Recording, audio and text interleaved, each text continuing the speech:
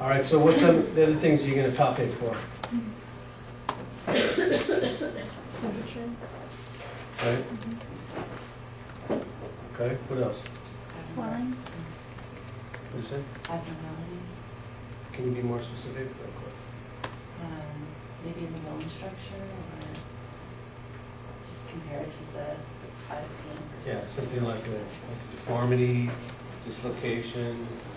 There's a lot of things that begin with the letter D in all of these. Deformity, discoloration, dislocation, things like that. So you want to check for that. So let's say if we're talking about here in the ankle, when you're palpating someone's ankle, and if you saw one of those pictures at the end where there's a bend right here. Is that normal? No. So you're palpating, or you feel something pronounced sticking out, like you're saying. Anything that's abnormal, compare one side to the other. Or in some cases you don't have two sides, you only have one side. So like we talked about a step deformity in the lumbar spine, like there's spondylolisthesis. So we palpating the spinous process, and then there's a dip because one of them has slid forward on the one below. So there'll be a dip, and then you'll feel L5 or S1, whatever, but then the other one will be slipped forward. So deformities, dislocations, and then just going through the general types of tissues that are in the area. Okay, so what we talked before about nerve tissues. So when you're palpating the nerve tissues, what kinds of things are you looking for? What specific structures? Bones and ligaments.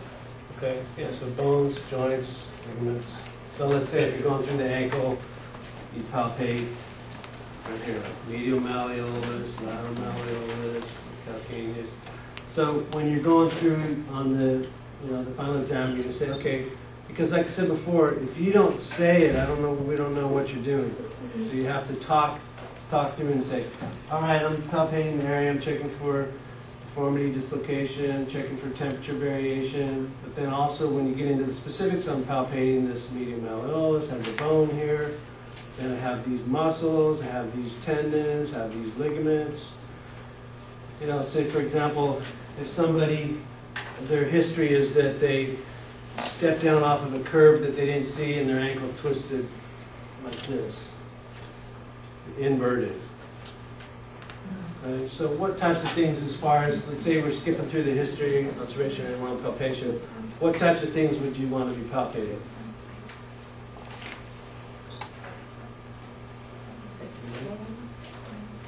So just follow the same thing that I just mentioned. What bones would you palpate? Okay. What side do you think that you'd be looking more likely for the swelling and things like that? Yeah. So over here. So okay. So then we have bones. So what else?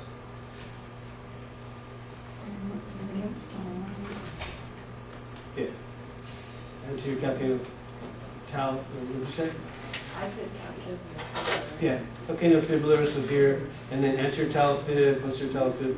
So say if you're doing this in your final practical, you say, all right, I'm palpating the lateral side and I'm checking the ligaments. And at this point, you're not going to palpate the laxity in the ligament. Like I said, that's more like a special test type of thing, but you're palpating for the pinpoint area of tenderness.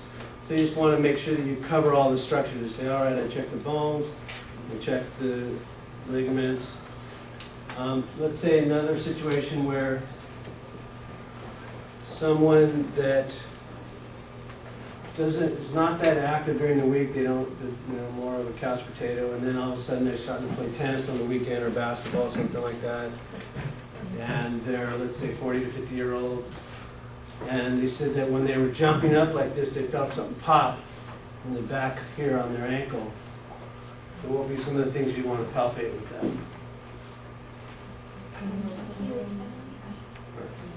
Okay, so you get into contractile tissue. So not only the tendon, what else would you check? You go up from the tendon, you check the muscle belly, things like that. So other different conditions. So let's say somebody says they're having pain in this area here, and sometimes it goes down the back of their leg. They don't really have any pain in the back. What kind of things would you palpate in this area here? Yeah, submuscle, piriformis muscle, things like that. So let's make sure you cover the appropriate bones in that area. You want to be able to mention, you know, what the bones are. So let's say we're talking about the lumbar spine. What kind of things are you going to palpate there? The vertebral body. The vertebrae. How do you palpate? Well, the transverse. Your fingers must be pretty long to The reach it. transverse process and the spinous The process. spinous process is the main thing that you can palpate. Transverse process you can't really palpate in the lumbar, and then we didn't really get into it, but there's things like mammillary bodies and articular process and things like that. But mostly in the lumbar, it's going to be, as far as the bones, it's going to be the spinous process. And then when we get down into the pelvis, what do you have down there? As far as the bones, yeah. The SIS, you know, greater trochanter on the hip, things like that. All right, so then what else besides bones in the lumbar pelvis area? Surrounding muscles. Yeah.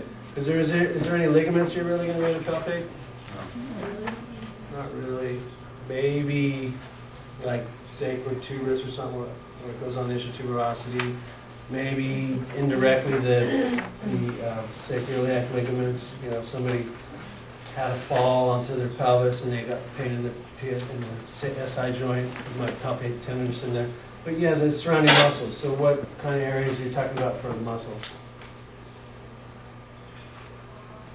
The rectus muscles, quadratus lumborum. Yeah, there's all this stuff in here, rectus spinae, quadratus lumborum. Then you get into the pelvis, like we mentioned, you got piriformis, glutes, all those types of things. All right, so then, this is what we've done so far.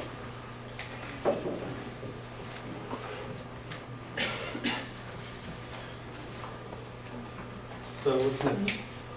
Where's the motion? Okay.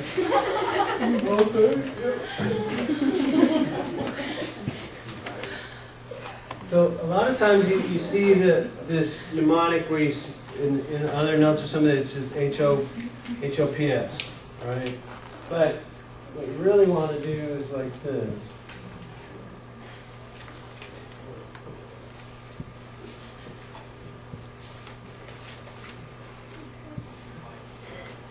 Again, you know, these things can be flipped. Doesn't matter that much. So then you did this history, observation, right? Like you said, range of motion. You did this. So what are these two? Neurological. Yeah. So a lot of times, if all you think of is like is those, a lot of times people miss the other two. This one.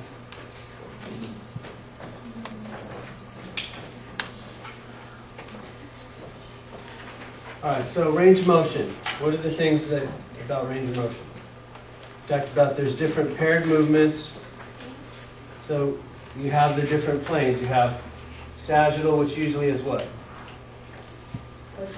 Flexion, extension. And then the frontal or coronal plane, what usually happens there?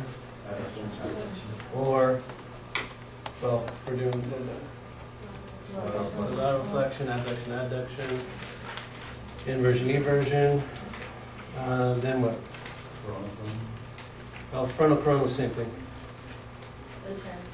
Transverse, so what's happening there? Yeah, internal external rotation, or you know, if we're talking about lumbar, there is no internal external, there's just